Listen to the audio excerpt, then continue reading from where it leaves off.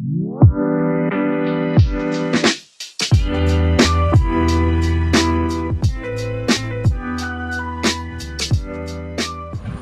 राम बच्चों, welcome back to your channel versatile educator. So we have completed our 30 day challenge और आज हम शुरू करेंगे कुछ तो नई चीज़ जिसका नाम है कैश फ्लो स्टेटमेंट, जो कि बहुत टफ लगता है बच्चों को, पता नहीं क्यों। तो हम इसे समझेंगे बहुत ईजीएस्ट वे पॉसिबल में। क्या समझेंगे? ईजीएस्ट वे। अब देखो, अगर आपको 11th का अकाउंट्स आता है, ठीक है, 11th का अकाउंट्स बोले तो जैसे आपको अगर ट्रेडिंग अकाउंट आता है, आपको पीएनएल आता है और आपको बैलेंस शीट आती है 11th वाली, तो आपको कैश फ्लो स्टेटमेंट आता है। टेंशन लेने की ज़रूरत नहीं है, ठीक है। तो एकदम ईजीएस्ट वे पॉसिबल में समझेंगे अपन ये चीज़ें होती क्या है। और हाँ, कैश फ्लो स्टेटमेंट की बात कर रहे हैं अपन। तो कैश फ्लो स्टेटमेंट होता क्या है, सबसे पहले अगर हम बात करें तो देखते हैं कि क्या हो जाएगा, क्यों होगा। कैश का मतलब होता है कि पैसा, ये देखो ये पैसा होता है ना। अब फ्लो का बोले तो बहना। अब बिजनेस क्या देखता है? बिजनेस देखता है कि भाई अपना कैश फ्लो कैसे होना चाहिए, अपना पैसा आना जाना कैसा होना चाहिए। जब भी मैं कैश फ्लो की बात करता हूँ तो या तो पैसा आएगा या पैसा जाएगा, ठीक है, इनपुट और आउटपुट। ये मेरा अगर बिजनेस है तो या तो इसके अंदर पैसा आएगा या यहाँ से पैसा जाएगा, यही चीज़ है। अब ये क्यों ज़रूरी होता है? तो पहले बिजनेसेस क्या करते थे? पहले बिजनेसेस सिर्फ फाइनेंशियल स्टेटमेंट बनाते थे, मतलब कैश फ्लो फाइनेंशियल स्टेटमेंट का पार्ट नहीं हुआ करता था। तो वो लोग सिर्फ बैलेंस शीट बता देते थे, वो लोग प्रॉफिट एंड लॉस बता देते थे और उनका काम हो जाता था। पर फिर जब कैश के ट्रांजेक्शन बढ़ने लगे और कैश का कुछ भी रिकॉर्ड नहीं होने लगा, तो गवर्नमेंट और फिर अकाउंटिंग स्टैंडर्ड्स के हिसाब से रूल्स एंड रेगुलेशंस बने और धीरे धीरे अकॉर्डिंग टू टाइम फ्रेम उन्होंने बोला कि आपको फाइनेंशियल स्टेटमेंट में कैश स्टेटमेंट भी इंक्लूड करना है, मतलब आपको कैश स्टेटमेंट भी बताना पड़ेगा। तो कंपनी को कैश स्टेटमेंट भी बताना पड़ता है। तो आजकल आप अगर कंपनी की साइट्स पे कंपनी के फाइनेंशियल स्टेटमेंट चेक करोगे तो आपको सिर्फ बैलेंस शीट और statement of profit and loss ही नहीं मिलेगा, आपको कैश फ्लो स्टेटमेंट भी मिलेगा, जो कि बहुत ज़रूरी हो जाता है कंपनी को बताने का। तो कैश फ्लो स्टेटमेंट का मतलब होता है कि या तो कैश आना या कैश जाना, कैश आना या कैश जाना। ये देखो ये बिजनेस है, यहाँ पे या तो कैश आएगा या यहाँ से कैश जाएगा। पर बिजनेस ऐसे नहीं होता ना। कोई भी अगर मैं बिजनेस की बात करूँ तो हर एक बिजनेस में कैश के साथ साथ नॉन कैश ट्रांजेक्शन्स भी होते हैं, कैश के साथ साथ नॉन कैश ट्रांजेक्शन्स भी होते हैं। हमने कई बार देखा है 11th के फाइनल अकाउंट्स में। जब हम 11th के फाइनल अकाउंट्स की बात करते हैं तो हमने बहुत बार देखा है कि बहुत सारी चीज़ें आती है फाइनल अकाउंट्स के अंदर, बैलेंस शीट के अंदर या पीएनएल के अंदर। ऐसी चीज़ें होती है जो कैश में हुई नहीं है पर हो रही है ना।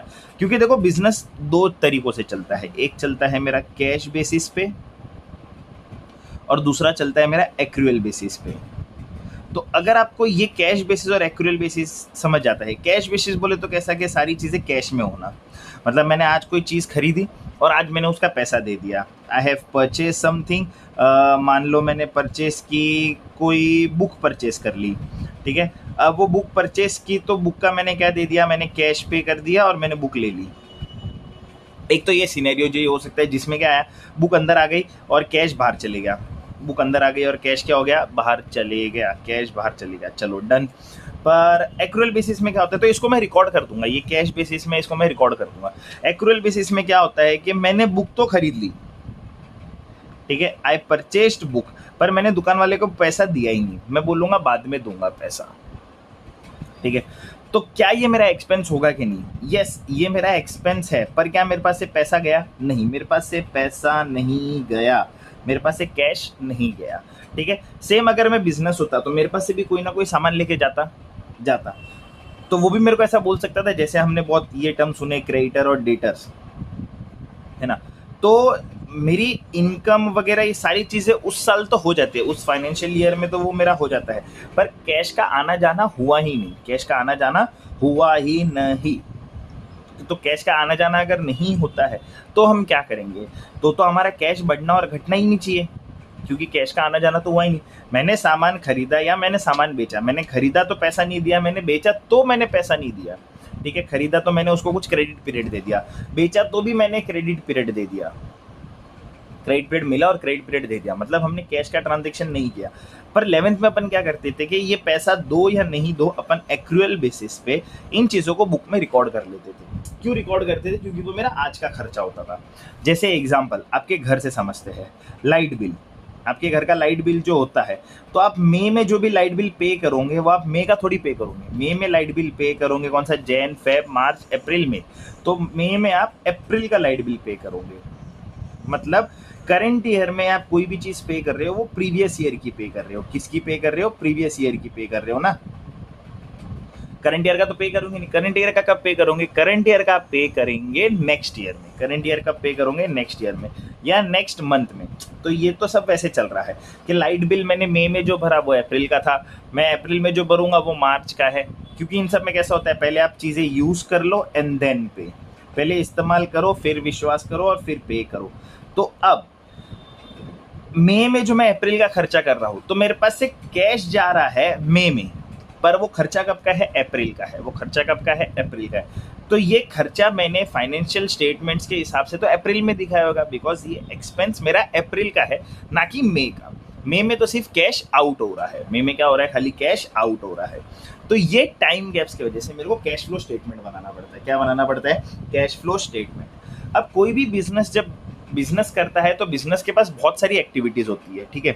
बिजनेस 3-4 एक्टिविटी करता है, अपन मेन 3 एक्टिविटी पढ़ते हैं। बिजनेस की 3 मेन एक्टिविटी। पहली एक्टिविटी ऑपरेटिंग एक्टिविटी। तो ऑपरेटिंग का काम क्या होता है? ऑपरेटिंग एक्टिविटी का मतलब होता है कि बिजनेस का मेन रेवेन्यू, ठीक है। मेन रेवेन्यू बोले तो बिजनेस का मेन काम जिसमें बिजनेस ध्यान दे रही है, जो बिजनेस का मेन काम है। अब हर एक अलग अलग बिजनेस का अलग अलग मेन काम होगा, हर एक बिजनेस का अलग अलग क्या होगा? मेन काम होगा। जैसे कि कौन सी बिजनेस होती है? बहुत सारी बिजनेस होती है।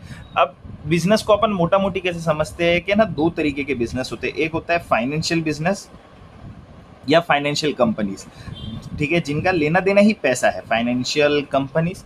और दूसरी होती है नॉन फाइनेंशियल कंपनीज। क्या होती है? नॉन फाइनेंशियल कंपनीज या नॉन फाइनेंशियल बिजनेस।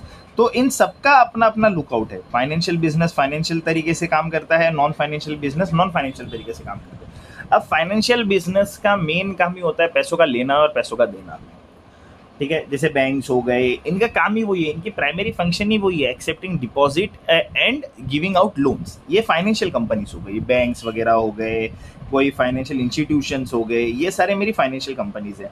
पर नॉन फाइनेंशियल कंपनीज जो प्रोडक्ट में डील करती है, जो प्रोडक्ट बनाती है, क्या बनाती है? प्रोडक्ट। जो गुड्स एंड सर्विस करती है, गुड्स एंड सर्विसेज, वो नॉन फाइनेंशियल कंपनीज है, ठीक है। गुड्स देती है, एसी की सर्विस हो गई। एसी की फाइनेंशियल थोड़ी है, एसी की कंपनी सर्विस देती है, कोई एसी की सर्विसिंग कंपनी है वो सर्विस दे रही है एसी के लिए, तो गुड्स एंड सर्विसेज प्रोवाइड करते हैं। जैसे कि एग्जांपल, एक कंप्यूटर मैन्युफैक्चरिंग कंपनी है, कंप्यूटर मैन्युफैक्चर कर रही है। अब वो फाइनेंशियल है कि नॉन फाइनेंशियल है? वो नॉन फाइनेंशियल है, क्योंकि वो क्या बेचेंगी? वो कंप्यूटर बेचेगी। क्या बेचेगी? कंप्यूटर, सेल कंप्यूटर, ठीक है। कोई मैन्युफैक्चरिंग कंपनी है, कोई ट्रेडिंग कंपनी है, कोई ट्रेड करती है, लेन देन करती है। ट्रेड का मतलब ही लेन देन होता है, मतलब गुड्स एंड सर्विसेज। क्या होता है? Goods and services. तो इनका काम ही है गुड्स बेचना। तो ये financial non financial company, exactly. तो ये नॉन फाइनेंशियल कंपनी, ये भी। अब अगर मैं बात करूं तीसरी कंपनी की, तो फाइनेंस कंपनी, मान लो बैंक, फाइनेंस कंपनी के बैंक। अब बैंक का काम क्या है? बैंक का काम ही है पैसा देना और पैसा लेना, लोन।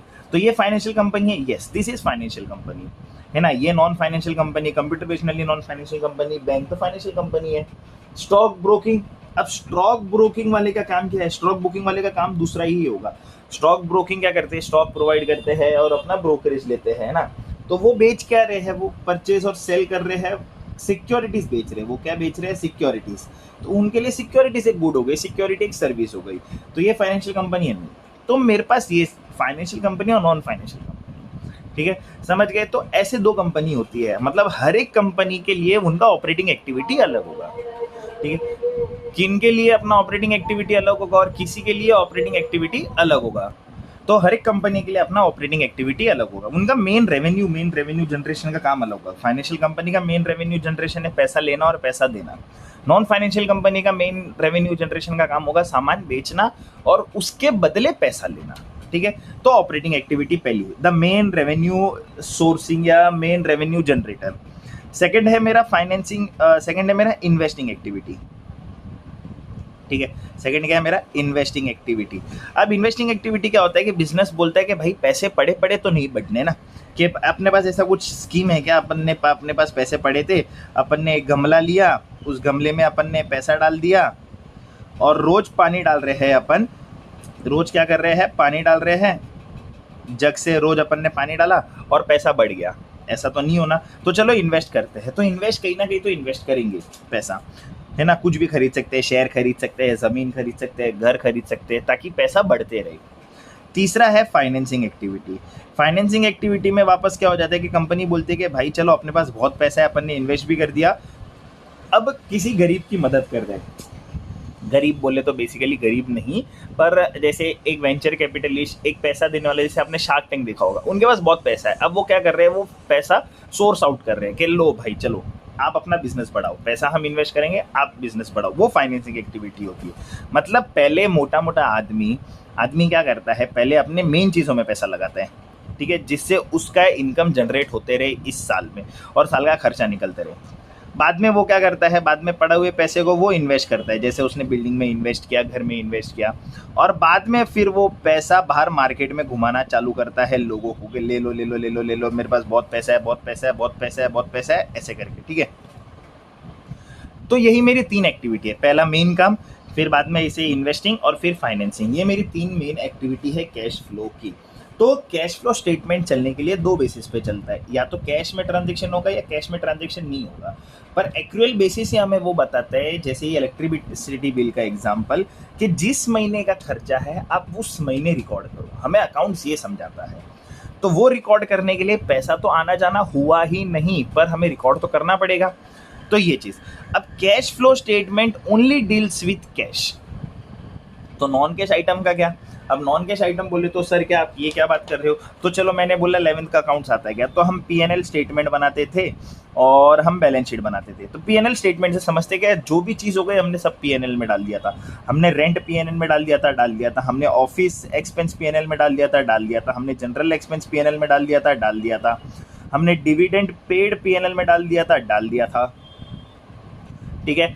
तो लेफ्ट साइड में डाला था हमने सब। फिर हमने डिविडेंड रिसीव डाला था क्रेडिट साइड में, क्योंकि इनकम थी। हमने ग्रॉस प्रॉफिट डाला था, हमने इंटरेस्ट रिसीव डाला था, हमने रेंट रिसीव डाला था। तो देखो अब इसमें हम कोई भेदभाव नहीं कर रहे थे, हमारे पास जो जो चीज़ें आई हमने सारी चीज़ इसके अंदर डाल दी। हमने डेप्रिसिएशन डाल दिया, एसेट कम हुआ तो इस साइड, है ना, हमें प्रोविजन हुआ तो भी हमने इधर डाल दिया, कुछ प्रोविजन किया तो भी इधर डाल दिया, कुछ रिजर्व्स किया तो भी हमने यहाँ ही बताया था। तो ये सारी चीज़ें हम यही बताते थे पर्टिकुलरली ऐसे। तो हम कोई भेदभाव नहीं करते थे कौन सी चीज़ कहाँ आएगी, क्यों आएगी, कैसे आएगी, पैसा आया भी है या नहीं आया है। पर जैसे हमारी इनकम पैदा हुई एक्चुअल बेसिस पे हमने बता दिया। जैसे इनकम पैदा हो गई, जैसे मान लो मैंने किसी को सामान बेचा, अब अगर मैं सामान बेचता हूँ, if I am selling something to someone, some business या सम पर्सन, मेरा पैसा पैदा हो गया, बट वो पैसा मेरे पास आया नहीं है। अब तक देखो पैसा मेरे पास कहीं आया नहीं है, तो पैसा आया ही नहीं है, पर इनकम तो हो गई। वैसे अगर मैंने किसी से कोई सामान खरीदा होगा, किसी बिजनेस से या किसी पर्सन से, तो मैंने उसको थोड़ी पैसा दिया, नहीं दिया, ना ये पैसा यहाँ गया ना ये पैसा ये गया, अब तक तो ये पैसा इधर ही है। तो खर्चा पैदा हो गया, वो पैदा हो गया, तो इसलिए हम एक्रूअल बेसिस जाते थे ना। तो देखो हमने यहाँ पे भी सारी चीज़ें कर तो दी, जैसे हमने आउटस्टैंडिंग रेंट बता दिया, है ना, आउटस्टैंडिंग रेंट बता दिया, आउटस्टैंडिंग ऑफिस एक्सपेंस बता दिया, आउटस्टैंडिंग इलेक्ट्रिसिटी बिल बता दिया। ये सब खर्चा तो है, पर ये खर्चे को हमने डिस्टिंग्विश नहीं किया था, हमने एक ही साथ डाल दिया था। तो अब एक साथ डालते हो, अब कैश फ्लो स्टेटमेंट में ये तकलीफ हो जाती है कि जो पैसा आया ही नहीं वो भी अपन ने एक साथ बता दिया, पर ऐसा नहीं होगा। अब यहाँ पे अपन को चीज़ों को करना पड़ेगा अलग। हमें सिर्फ निकालना है कैश का ट्रांजैक्शन, कि कैश का ट्रांजैक्शन कितना है, कैश का ट्रांजैक्शन कितना है। तो उसके लिए कैसा होता है, तो सबसे पहले समझते हैं कि कैश फ्लो बनाने का मेन मुद्दा क्या है, ठीक है। कैश फ्लो अपन क्यों बनाते हैं? अपना कैश फ्लो बनाने का मेन काम है कि एक तो अपन को सोर्सेस पता चले कि क्या क्या अपने सोर्स है पैसों के, कहाँ से पैसा आ सकता है। सेकंड मेरा जो इसका मेन मुद्दा है करने के लिए, वो है मेरा एप्लीकेशन ऑफ पैसा, कि मैं पैसों का एप्लीकेशन कैसे कर रहा हूँ, मैं पैसे लगा कर रहा हूँ। मेन मुद्दा बोले तो ऑब्जेक्टिव्स ये होता है कैश फ्लो का। एक तो मेरे को सोर्स पता चले, सोर्स को आप बोल सकते हो रिसीट्स भी, कि पैसा कहाँ से आया। एप्लीकेशन बोले तो आपने का पैसा लगाया, पेमेंट, और इन दोनों का नेट चेंज, ये 3 चीज़ें मेरे को पता चलती है मेरे कैश फ्लो से। रिसीट और पेमेंट का difference, net change between net change between receipts and payment, इन दोनों का डिफरेंस, ये मेरा मेन ऑब्जेक्टिव है। ठीक है, इंपॉर्टेंट क्या है, कैश फ्लो बनाना जरूरी क्यों है? तो कैश फ्लो मेरे को बहुत सारी चीजें बताता है। एक तो मेरे को ये कैश के रिलेटेड प्लानिंग करना सिखा देता है कि भाई पैसा कितना पड़ा है, कितना आएगा, क्यों होगा, कैसे होगा।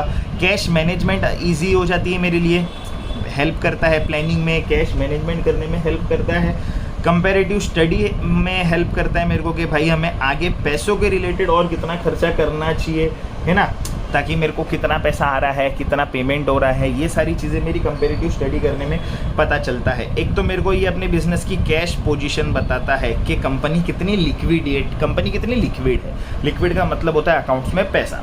कंपनी कितनी लिक्विड है, कैश पोजीशन बताता है। मैनेजमेंट को डिसीजन लेने में हेल्प करता है कि भाई पैसों से रिलेटेड अपन और डिसीजंस कैसे ले सकते हैं, और अपन को डिविडेंड कितना बांटना है। जब पैसा हाथ में होता है तो दिमाग ऑटोमेटिकली चलने लगता है। हाँ, अब ये इसके इंपॉर्टेंस थे, ये ऑब्जेक्टिव्स थे, तो इसके कुछ लिमिटेशंस भी होंगे। यस, इसके लिमिटेशंस क्या है कि ये सिर्फ कैश ट्रांजैक्शंस देखता है, ये नॉन कैश ट्रांजैक्शंस नहीं देखता, ये उधारी वाले ट्रांजैक्शंस नहीं देखता। इसका सबसे पहला एक ये है, क्या है, ड्रॉबैक है इस चीज़ का कि ये नॉन कैश ट्रांजैक्शंस नहीं देखता। ये कंपनी की लिक्विडिटी डिटरमाइन करवा देगा आपको, है ना, कि आपका करंट एसेट्स कितना है, करंट लायबिलिटी कितना है, ये सब बता देगा। पर मेरे को बहुत सारी चीज़ें जो ये नहीं दिखाता। एक तो ये नॉन कैश ट्रांजैक्शंस नहीं दिखाएगा, जो इसका बहुत बड़ा ड्रॉबैक है। इसका बड़ा ड्रॉबैक ही ये है। दूसरा, ये हिस्टोरिकल है इन नेचर के, हाँ ऐसा होता है, ये वाली चीज़ें करता है ना। और एक्यूरेसी थोड़ी नहीं देता है स्टेटमेंट, क्योंकि ये मेरे को हेल्प नहीं करेगा फाइनेंशियल स्टेटमेंट बनाने में। ये मेरे को एक्यूरेसी नहीं देगा, क्योंकि ये मेरे को सिर्फ कैश फ्लो स्टेटमेंट दे रहा है। ये मेरे को सिर्फ कैश बता रहा है। ये मेरे को सिर्फ क्या बता रहा है, ये मेरे को कैश के ट्रांजेक्शन्स बता रहा है, कैश का आना, कैश का जाना, ये सिर्फ मेरे को यही बता रहा है, और मेरे को ये कुछ भी नहीं बता रहा है। तो जब मेरे को ये चीज़ें यही बताएगा तो ये इसकी लिमिटेशन हो जाती है। इसको आप है ना एक लिमिटेशन से भी याद रख सकते हो कि ये नॉन कैश ट्रांजेक्शन्स रिकॉर्ड नहीं करता। तो यही सबसे बड़ा ड्रॉबैक है यहाँ पे, यही सबसे बड़ा लिमिटेशन है इसका, कि ये नॉन कैश ट्रांजेक्शन्स नहीं बताता। अब कैश फ्लो स्टेटमेंट बनाने के लिए दो मेथड होते हैं। सबसे पहला है डायरेक्ट मेथड, दूसरा है इनडायरेक्ट मेथड, है ना। डायरेक्ट मेथड में क्या होता है कि जैसे जैसे आपने खर्चा किया आप ऊपर से बनाते जाओ, वैसे आपका डायरेक्ट मेथड बन जाएगा। बहुत इजी है कैलकुलेट करना, इजी है बनाना। तो ये गवर्नमेंट बोलता है और ये फाइनेंशियल स्टेटमेंट अकाउंटेंट्स बोलते हैं कि डायरेक्ट मेथड नहीं बनाएंगे भाई, तो क्या बनाएंगे, इनडायरेक्ट मेथड बनाएंगे। अब इनडायरेक्ट मेथड क्यों बनाते हैं? इनडायरेक्ट मेथड आपको बनाना है ना, आपके 12th में भी आपको इनडायरेक्ट मेथड बनाना है, और माइट भी आगे भी चल के आपको शायद वो लोग डायरेक्ट मेथड नहीं पूछे तो वो इनडायरेक्ट मेथड पूछेंगे। जैसे सीए फाउंडेशन में अगर ये आता है, नहीं आएगा फाउंडेशन में तो इंटरमीडिएट में कैश फ्लो स्टेटमेंट आता है, ठीक है, फाइनेंशियल्स बुक में, तो वो शायद आपको डायरेक्ट मेथड दे दे सम ईजी करने के लिए। बहुत समय आपको इनडायरेक्ट मेथड भी पूछेंगे। क्यों इनडायरेक्ट मेथड करना पड़ता है? जब मैंने 11th में पीएनएल बनाया था तो देखो, मैंने कोई भी डिस्टिंग्विश नहीं किया था, इसमें कैश आइटम किया, इसमें नॉन कैश आइटम किया, मैंने सारी चीज़ों को एक ही साथ बता दिया था।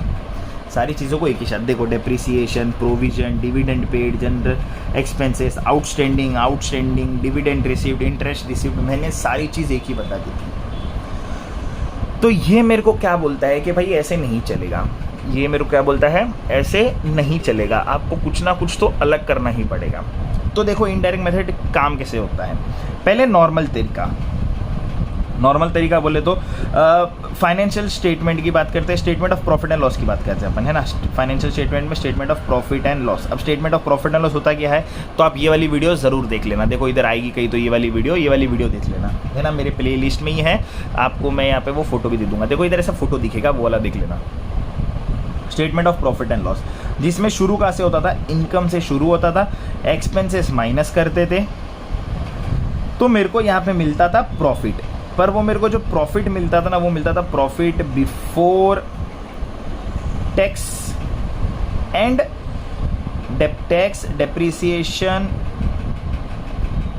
एंड इंटरेस्ट, ठीक है। प्रॉफिट बिफोर टैक्स, डेप्रिसिएशन, जिसको अपन सरल भाषा में बोलते हैं PBIT NDA, या आप इसको ऐसे भी याद कर सकते हो EBIT, ठीक है, NDA। ये मेरे को मिलता था। मेरा statement of profit and loss ये बोलता है पार्ट 2 का एज पर शेड्यूल 3 कि इनकम में से एक्सपेंस मैंने माइनस किया तो मेरे को मिलता था पीबीआईटी या फिर ईबीआईटी, प्रॉफिट बिफोर या फिर अर्निंग बिफोर। तो इसमें से मैं सबसे पहले क्या माइनस करता था मालूम है, मैं डेप्रीसिएशन माइनस करता था। डीए का मतलब होता है डेप्रीसिएशन एंड एमोटाइजेशन। क्या मतलब होता है? Depreciation and amortization. अब डेप्रीसिएशन बोले तो किसी भी एसेट का वैल्यू कम होना। एसेट का value n number of reason से कम होता है, तो कभी भी जब एसेट की वैल्यू कम होती है तो मैं उसका पैसा कहीं साइड में नहीं छोड़ता या उसका पैसा उस साल बाहर नहीं जाता। तो डेप्रीसिएशन मेरा सबसे बड़ा एग्जाम्पल है नॉन कैश आइटम का। किसका एग्जाम्पल है? नॉन कैश आइटम का। ठीक है, तो ये नॉन कैश है, मतलब डेप्रीशिएट हो रही है, मशीन की वैल्यू गिर रही है पर मशीन का पैसा कहीं बाहर नहीं जा रहा है, तो वो नॉन कैश आइटम होती है। तो मैंने डेप्रीसिएशन माइनस किया पीबीआईटी से, तो मेरे को क्या मिला? पीबीआईटी बचा। क्या बचा मेरे लिए? पीबीआईटी। अब पीबीआईटी में से मैं क्या माइनस करता हूँ? पहले इंटरेस्ट, क्योंकि मेरे को इंटरेस्ट भी तो देना है। Profit before interest and tax. Interest बोले तो किसको किसको दूंगा मैं? बैंक लोन अगर मैंने कुछ लिया होगा तो मेरे को वो इंटरेस्ट चुकाना पड़ेगा, वो भी तो प्रॉफिट में से जाएगा। डिबेंचर वालों को मेरे को इंटरेस्ट चुकाना पड़ेगा क्योंकि वो भी मेरा एक तरीके का लोन है। मैंने कहीं थर्ड पार्टी से लोन लिया है, वो मेरे को इंटरेस्ट चुकाने का, तो मेरे को मिलता है पीबीटी, प्रॉफिट बिफोर टैक्स। अब गवर्नमेंट अपना हिस्सा क्यों छोड़ेगा? तो मेरे को देना पड़ता है टैक्स, तो मेरे को मिला प्रॉफिट आफ्टर टैक्स, पीएटी मिला मेरे को, प्रॉफिट आफ्टर टैक्स। ठीक है, अब ये जो प्रॉफिट होता है ना, ये बिजनेस का प्रॉफिट होता है। अब इसमें से बिजनेस क्या करता है? इसमें से बिजनेस पहले अपने रिजर्व्स निकालता है। ठीक है, रिजर्व्स निकालेगा, प्रोविजंस क्रिएट करेगा कि भाई आगे इतना नुकसान आ सकता है। फिर उसके बाद ये डिविडेंड पे आउट करेगा, डिविडेंड पे करेगा अपने शेयर होल्डरों को, क्योंकि जब थर्ड पार्टियों को दिया तो ओनरों को भी तो पैसा देना पड़ेगा, डिविडेंड वगैरह पे करेगा। और लास्ट में यहाँ जाके इसको कुछ सरप्लस अगर बचा तो वो बिजनेस अपने पास रखता है, जिसको अपन बोलते हैं रिटेन्ड इनटू बिजनेस। ठीक है, या फिर रिटेन्ड अर्निंग्स बोल सकते हो आप। तो ये मेरा सरप्लस, ये फॉर्मेट होता है बेसिकली। अगर आपको ये फॉर्मेट आ गया तो आपको सब कुछ आ गया। थोड़ा इजी वे में कैसे होता है? इनकम माइनस एक्सपेंस, तो मिलेगा मेरे को पीबीआईटी एंड डीए। सबसे पहले डीए माइनस कर दो। डीए क्या होता है? Depreciation and amortization. तो क्या मिलेगा? पीबीआईटी। फिर क्या माइनस करेंगे? आई। फिर क्या मिलेगा? पीबीटी। फिर क्या माइनस करेंगे? टैक्स। फिर क्या मिलेगा? पीएटी। अब इसमें से आप दो क्या क्या देंगे? जनरल रिजर्व निकालेंगे, प्रोविजंस निकालेंगे, डिविडेंड निकालेंगे, और बाद में जाके मेरे को क्या मिलेगा? सरप्लस। तो ये तो सीधा सीधा तरीका हो गया। ये क्या हो गया? सीधा सीधा तरीका हो गया। अब इन सबसे देखो मेरा क्या हो रहा है? प्रॉफिट घटते जा रहा है। क्या होते जा रहा है? प्रॉफिट कम होते जा रहा है, प्रॉफिट कम होते जा रहा है, प्रॉफिट कम होते जा रहा है। तो प्रॉफिट कम होगा तो यार अपन चीज़ें निकालेंगे कैसे? अब ये भी तो निकालना पड़ेगा। अब देखो, ये प्रॉफिट में डेप्रीसिएशन माइनस करना, which is an non cash item, which is an non cash item. अब डेप्रीसिएशन की बात करूँ तो बिजनेस का मेन काम नहीं है ये डेप्रीशिएट करना। बिजनेस का मेन काम क्या है? नॉन फाइनेंशियल कंपनीज है अगर, तो उनका मेन काम है सामान खरीदना और बेचना, सामान खरीदना और बेचना। ठीक है, तो देखो डेप्रीसिएशन हो गया, एक नॉन कैश आइटम हो गया। ठीक है, तो ये एक तरीका है। इंटरेस्ट हो गया। अब इंटरेस्ट बिजनेस का इंटरेस्ट का भी काम नहीं है। इंटरेस्ट का काम क्यों नहीं है? क्योंकि अगर नॉन फाइनेंशियल कंपनी है, कंप्यूटर बेच रही है, तो कंप्यूटर बेचने वाली कंपनी का तो कंप्यूटर बेचने का मेन काम है, इंटरेस्ट देना मेन काम थोड़ी है। तो इंटरेस्ट जो होता है वो मेरा नॉन ऑपरेटिंग एक्सपेंस होता है। क्या होता है? Non operating expense, NO. Interest देना मेरे लिए नॉन ऑपरेटिंग है। कौन सी? नॉन फाइनेंशियल कंपनीज के लिए इंटरेस्ट देना नॉन ऑपरेटिंग एक्सपेंस है। तो नॉन ऑपरेटिंग एक्सपेंस, ये सारी चीज़ें मैंने माइनस की तो मेरा प्रॉफिट घटेगा। मेरे को देखो दो चीज़ मिलती है, प्रॉफिट आफ्टर टैक्स और सरप्लस। ठीक है, तो ये चीज़ें मेरे को याद रखनी है। अब ये अगर मेरे को फॉर्मेट आता है तो मेरा कैश फ्लो स्टेटमेंट का स्टार्टिंग पॉइंट तो हो गया, और बहुत ईजी तरीके से मेरा स्टार्टिंग पॉइंट हो गया। ठीक है, तो फिलहाल के लिए अपन कैश फ्लो स्टेटमेंट को यही रोकते हैं। अगले वीडियो में और कैश फ्लो स्टेटमेंट इसके आगे पढ़ेंगे। ये फॉर्मेट याद रखना। ठीक है, तो ये फॉर्मेट से आगे पढ़ेंगे। तो आपके ऑब्जेक्टिव्स, आपका इंपॉर्टेंस, आपके लिमिटेशंस, कैश फ्लो क्यों बनाते थे, कौन से दो मेथड से कैश फ्लो बनते थे, है ना, पीएनएल और ये अपन ने क्या क्या डाला, कैश फ्लो क्या होता था, कितनी एक्टिविटीज़ है, कितनी तरीके की कंपनीज है, कितने बेसिस पे कैश फ्लो होता था, ये सारी चीज़ें हैं इसके अंदर। बहुत ईजी है कैश फ्लो बच्चों, बहुत ईजी है। ये आपको 8 मार्क्स कवर करके देता है पूरे पेपर का। सीबीएसई वालों के लिए कितने मार्क्स कवर करके देता है? 8 मार्क्स। सो मिलते हैं अगले वीडियो में। कैश फ्लो को और आगे से पढ़ेंगे, ऑपरेटिंग, इंटरेस्ट, इन्वेस्टिंग और फाइनेंसिंग एक्टिविटी के पॉइंट ऑफ व्यू से। तब तक के लिए take care and bye bye.